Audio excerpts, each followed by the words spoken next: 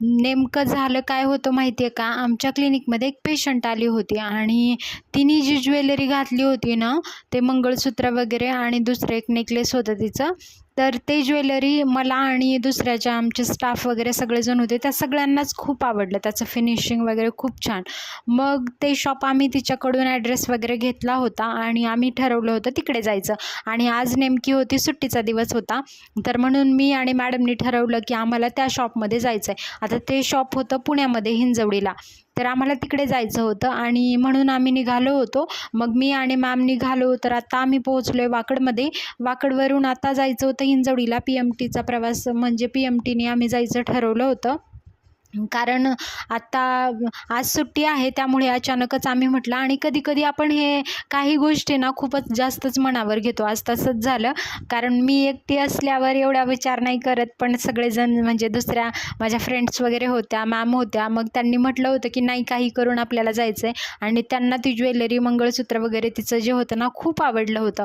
मग ती शॉपिंग करायला आम्ही आज निघालो होतो. आणि खूप वर्षानंतर मी हिंजवडीला इकडे फेज 1 वगैरे आहे इकडे यायला निघाले होते. कारण मी आधी जॉब करायचे, तर तेव्हा मी इकडे आले होते. पण इकडे आल्यानंतर मग आम्हाला पल्मोनाचं सुद्धा शॉप दिसलं. मग म्हटलं की नंतर नक्कीच जाऊयात, कारण पल्मोनाचं जे ज्वेलरी आहे ते ऑनलाईनच शॉपिंग केलेलं आहे किंवा बघितलेलं आहे. तर म्हटलं हे या शॉपचं आहे. आणि जिवाचं सुद्धा इकडे ज्वेलरी होते आणि ब्ल्यू स्टोनचं सुद्धा होतं त्याच्याच बाजूला.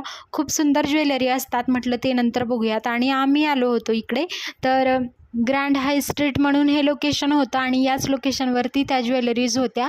तर आम्ही इथे पोहोचलो होतो आणि आता बघूयात तर कोणत्या फ्लोअरवरती आहे, काय आहे, आम्हाला काहीच आयडिया नव्हती. आणि म्हटलं की बघूयात ज्वेलरी, आणि खूप सुंदर ज्वेलरी असणार आहेत. तर म्हटलं कसं आहे शॉप बघूयात. आणि पुढे आम्ही आलो होतो इकडे. ही खूप मोठी बिल्डिंग होती आणि याच्यामध्ये आतमध्ये जुडिओसुद्धा होता, खूप मोठा मॉल होता असा. आणि इथे आल्यानंतर बघा खूप सुंदर अशा ज्वेलरी होत्या. आणि खरंच आम्ही ज्या समोर त्याचं फिनिशिंग वगैरे बघितलं होतं ना, खूप सुंदर ज्वेलरी होत्या. आणि याचं 8 कॅरेटमध्ये या ज्वेलरीज होत्या सगळ्या. याच्यामध्ये मंगळसूत्र, डेली वेअरसाठी चेन आणि गोल्डचे जे काही ज्वेलरी असेल, खूप सगळ्या ज्वेलरी इकडे होत्या. आणि यांचं म्हणजे हे कोरियन ब्रँड होता आणि ते कोरियावरून वगैरे या ज्वेलरीज मागवतात. आणि त्यांनी नंतर फोटोज व्हिडिओज काढण्यासाठी म्हणजे काढू दिले नाहीत, म्हणून मी काही ज्वेलरी आणि इयरिंगसुद्धा होते डेली वेअरसाठी. याचं प्राईस खूप ठरलेलं फिक्स असं प्राईस होतं. आणि बाय 1 गेट 1 सुद्धा ऑफर्स होते. आणि आम्ही तिकडच्या ज्वेलरी वगैरे बघितल्या आणि म्हटलं की नंतर पल्मोनाजमध्ये जाऊयात, कारण तिथले ज्वेलरी बघून आम्हाला मग नंतर ज्वेलरी फायनल करायचे होते. खूप छान झालं होतं आजचं शॉपिंग. आणि पार्ट 2 नक्की बघा. आणि हा व्हिडिओज पाहण्यासाठी माझ्या चॅनलला नक्की सबस्क्राईब करा. भेटूयात पुढे.